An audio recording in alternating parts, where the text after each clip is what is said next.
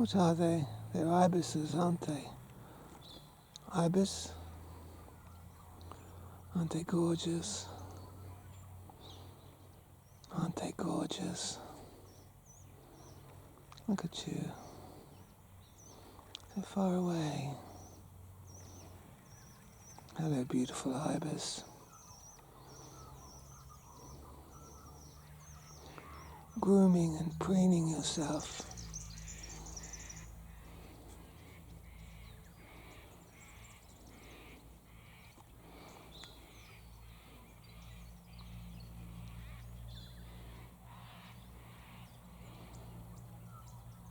They like to go down to the lagoon. That's a big lagoon.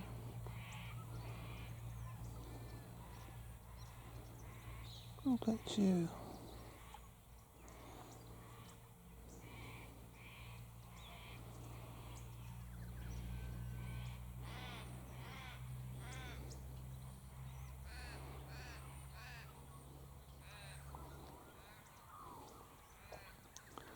Yogi Ramacharaka says that ibises thousands of years ago invented the rectal douche. When ibises get constipated, they suck up some water in their beak, then they inject it into their bottoms, and then they're no longer constipated. It's quite possible.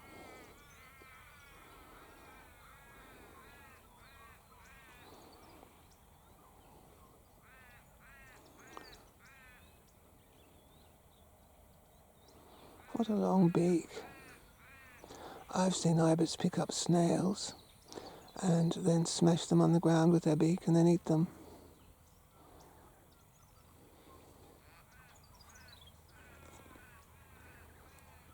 Let's look at other ones.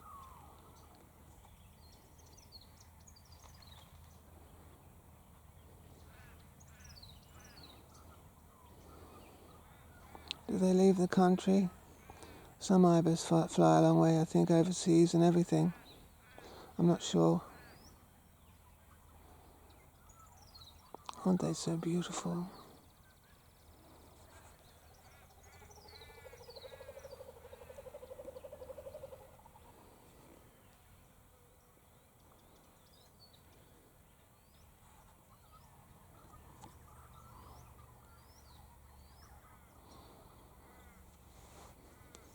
I just ran and got my camera when I saw them. I haven't really had time to adjust the camera, have I?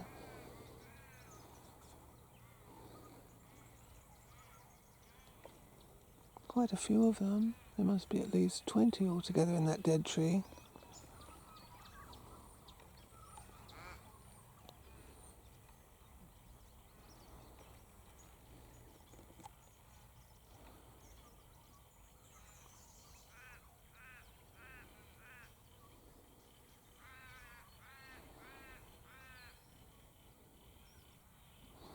So those beaks are very useful. They can reach down into the water, can't they, with those long beaks? They can groom themselves so well.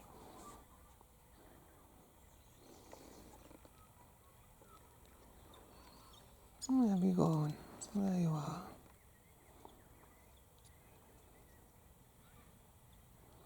A view of ibises, or should I say a view of ibis.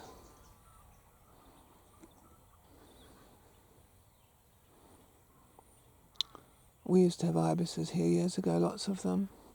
Then somewhere in the cotton fields, I think they used some chemical called helix. So thousands of ibises got killed, so we didn't see ibises for a very long time.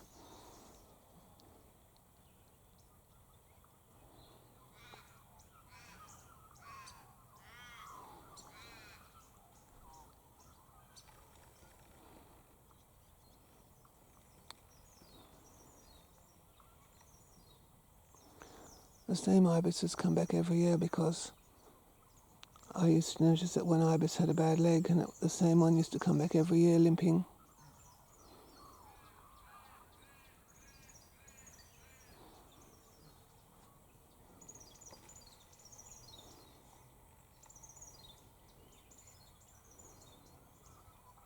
Scratching.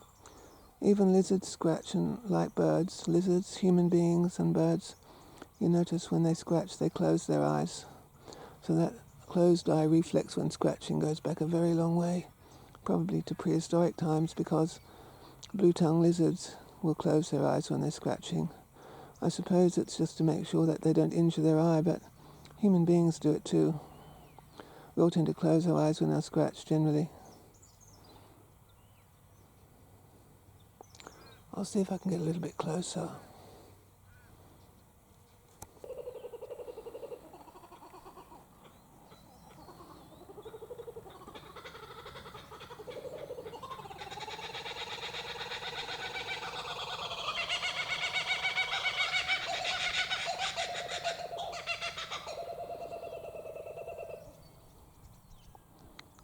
We'll listen to the kookaburras then. But the ibis were honking a minute ago. They make a honking sound.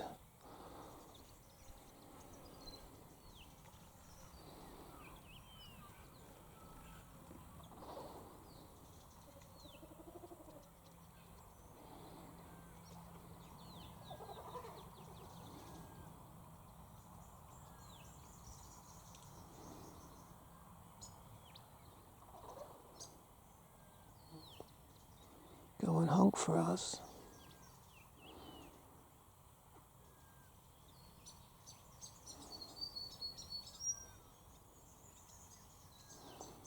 Is this the same type of ibis that lives in Sydney and raids rubbish bins?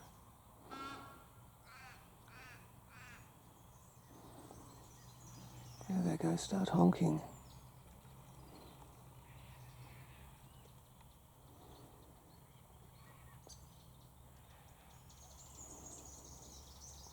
There's some quietly feeding on the ground as well.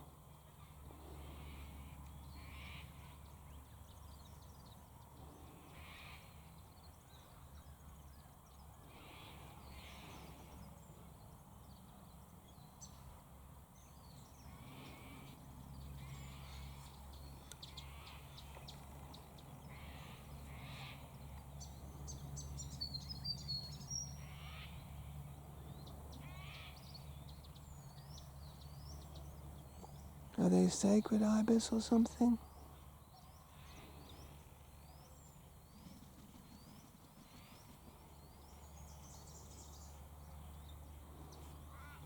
You've got long legs, haven't you?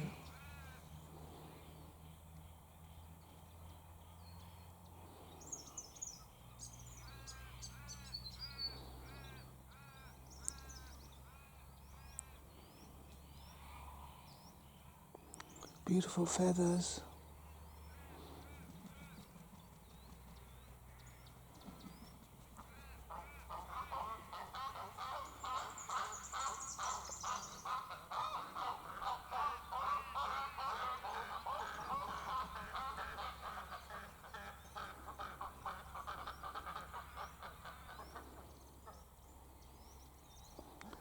That's the sound they make.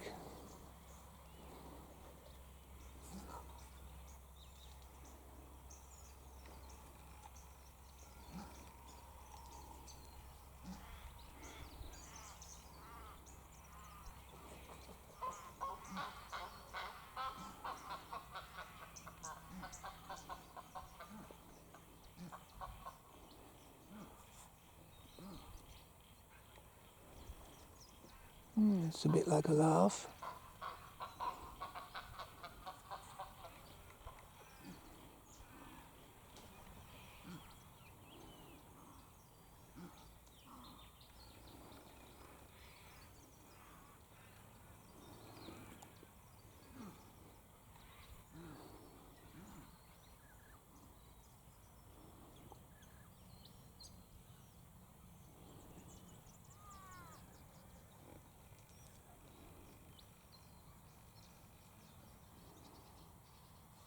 Up in the gum tree, the dead gum tree.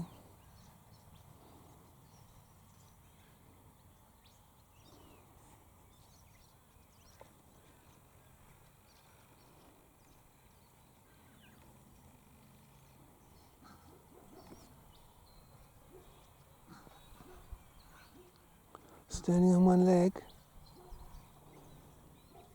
It's a good way to relax, standing on one leg.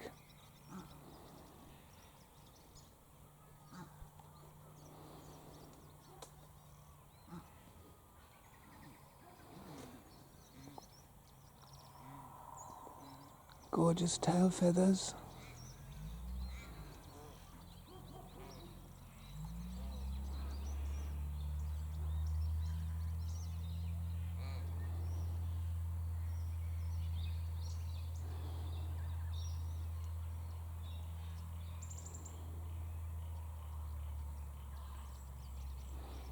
I'll have a look at a couple on the ground.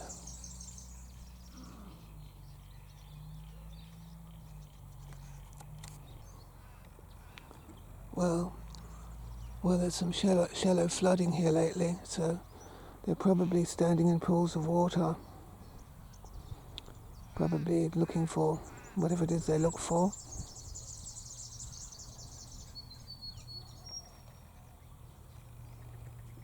Snails and slugs and things, I suppose.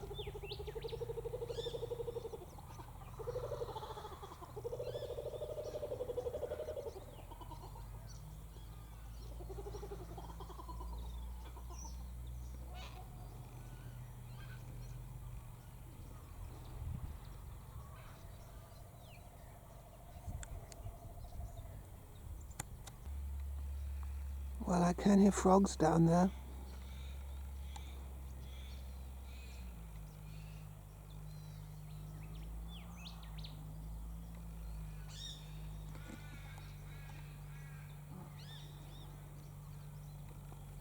The frogs were croaking a minute ago.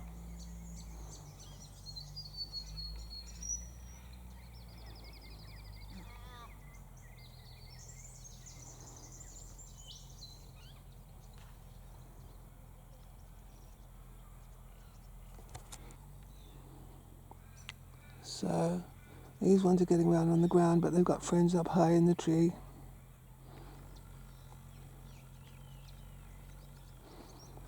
Gorgeous. I wish they'd come into our grounds and they could clean up all the snails, couldn't they? Look at that, feathers. Look at the sheen on those feathers. Like a peacock. Show us your sheen, go on. I know there's ripples of water there, so there's definitely water down there.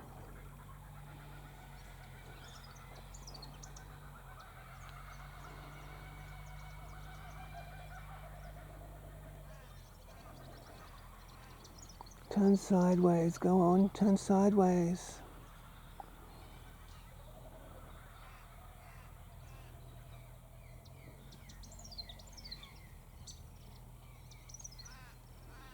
Are you related to the peacock?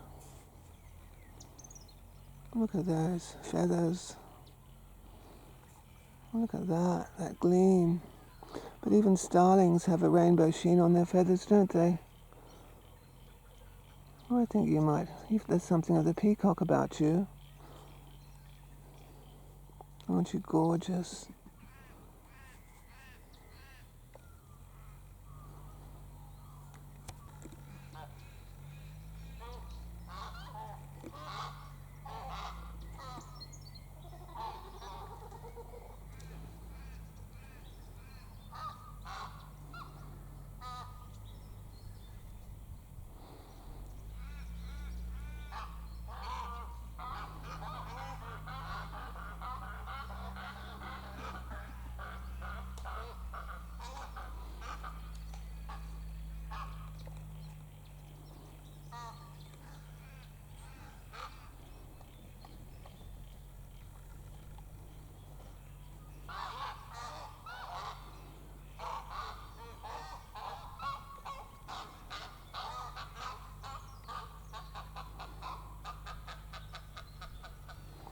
That's laughing too.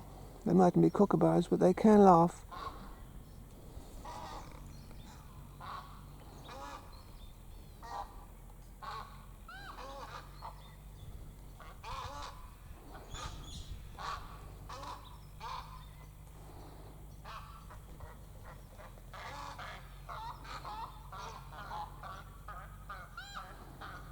Well, there's one with a peacock sheen again.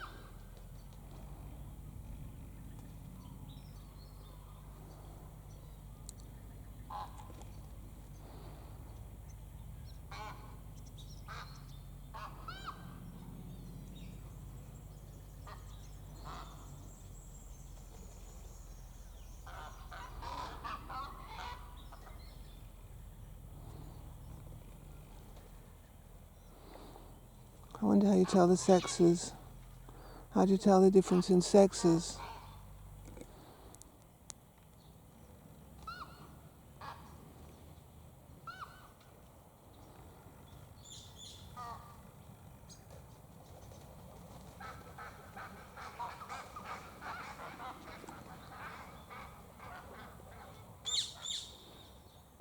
That's the Indian ringneck, that sound. They're going down to the lagoon.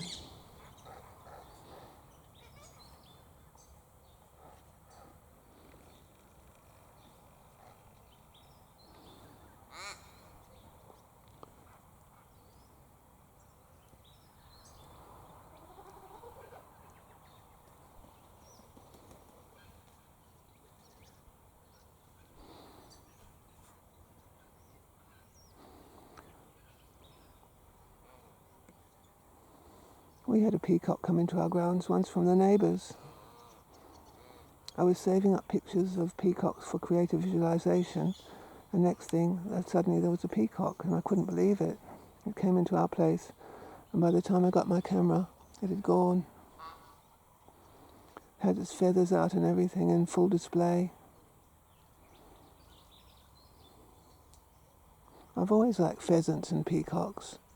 When I was a kid at the show, the local agricultural show, I used to like to see the poultry pavilion and all the peacocks and pheasants and all the strange poultry.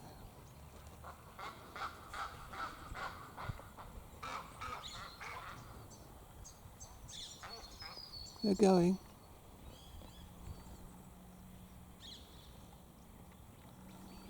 You have a nice day then. You go down to the lagoon and have a good time. Amongst the bulrushes you might find Moses or Miriam or somebody.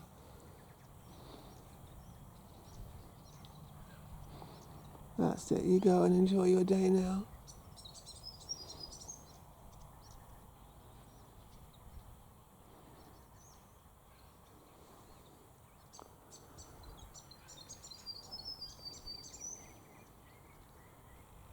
It's good to see them back.